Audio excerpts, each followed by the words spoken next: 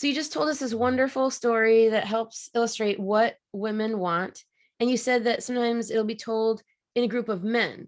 I imagine they must have various different responses, like some thinking, oh, finally, I found the key. This is great. And other ones being like, I don't want to do that. I'm the man. I make the choices. Well, it's interesting, most of the men that I work with or have involvement with are interested in developing integrity, and so they love the story. Um, the men that are on the first stage, which is, am I really a man? They like to avoid being with other men unless it's an organized event like war or a sporting event, something where they know if they're good or not, it's clear, I got a touchdown or whatever. So so men are working on this integrity and stage two, which, in the culture, there's a lot of shaming goes on about that. Oh, you're in the woods banging on drums and doing things like that. Well, if you haven't done it really, what are you offering an opinion for? And what do you think? What do you think that's going to do? But so this is a stage two masculine story of a young man who loves the sovereign king, which is a beautiful thing, and he's willing to surrender his life if necessary to save the life of the king. And there are a lot of stories about the king, and the king's living or dying, and how a man relates to it, that have been used in some of the so-called men's movement to illustrate the journey that we're on. Now you've mentioned a little bit about stage one, stage two. Can you say a bit more of like what's in stage one? Yeah, so stage one is really that sense of not really knowing if I'm good enough or man enough, or what is that supposed to be. Let's see, we have the movies we've watched, John Wayne and that sort of thing.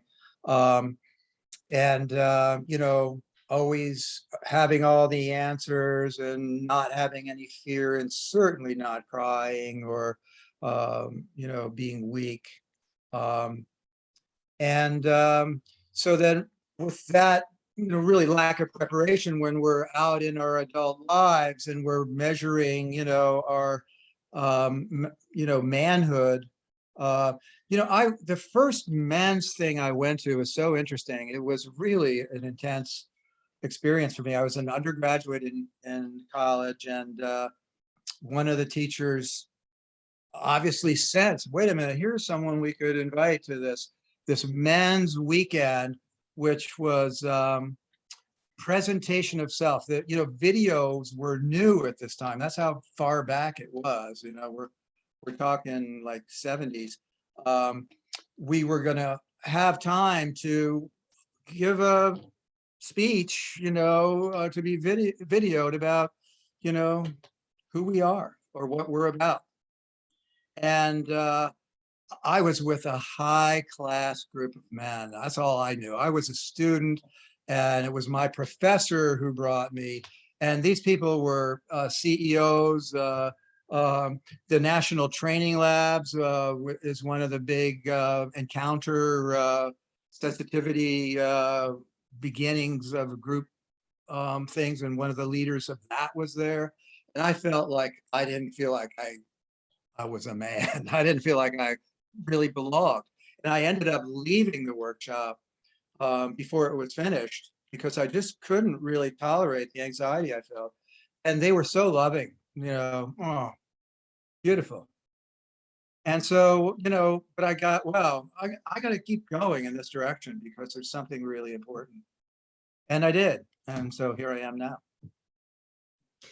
And so stage one, do I Stage remember one correctly is,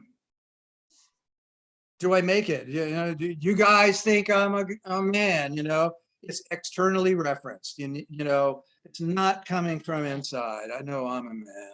It's like, what do you think? Am I wearing the right clothes, or am I smoking the right cigarettes, or am I you know, whatever it is, it doesn't matter. It's externally measured. And looks, I think you said it were related to it. Yeah, how it looks to other people. Yeah. And then so stage 2, I guess it's rare to even find this, but So how can we look stage out for two it? is more, or not more, is in coming from the inside and developing integrity so that everything I do and say and feel and think is related to everything else. I don't split off and go send my sexual being in to have encounters with people, and my spiritual being send off to church on Sunday, and my working being, going, turning on to be a robot and go through 40 hours and so forth. I, I was interested in men at this stage want to bring it all together in an integrated way. And that's where I then went to the Jungian ideas of the different archetypes, and how integrating is really integrating these different aspects of being a human on the planet. Um, sometimes I like to say I'm an enthusiastic beginner. I've been doing this for, almost 50 years, and, I'm starting to get a pretty deep sense of who I am. And I know that you've talked about balance and, let's say you have a woman that wants to feel empowered and may want to join with a man, may even be willing to be led, let's say on the dance floor. That can be like an ideal exhibition of healthy leadership. What can the woman look out for to know that she's being led by someone who's kind and will, I think, trustworthy was a word that came up, that can that she can trust to lead without controlling and being the kind of leadership that she now is going to regret that she ever signed up for? I want to just say, every time I hear this example as a metaphor, I say to myself, note to self, take ballroom dancing, because I think it really does present the stage of this balance. And because what it is being so present that you can feel the other person's energy. And then you're just gently inviting, but it's not tentative. It's a strong invitation. It's an invitation. I'm here. You can trust me, and you're safe to surrender to my lead, and I will be so with you that it's going to be good. Do you have any kind of ideas or tips on getting into balance so that both parties feel the way they want to feel and happy and joined and not kind of uneven? Well, I mean, it is a life's work, and I think for modern people, therapy of some kind is really the modern version of the ancient shaman or something, so that we can connect, our childhood beliefs and experiences and traumas and things like that, with our empowered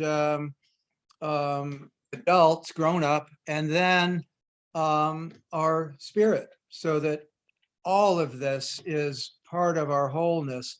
And then they start kind of working on each other until, healing occurs. And but as I said, it's an ongoing life process. And what I love about the story is that it came from so long ago, because in today's climate of the way relationships are run and the way, energy is moving, it can seem like, are women just trying to become men and kind of crowd them out and that kind of thing? Yeah. I mean, some of that does happen, I'm sure, but I really feel sorry for both the men and women who are in that kind of fight that isn't really that useful. They're both competing for a booby prize that is not really what's needed.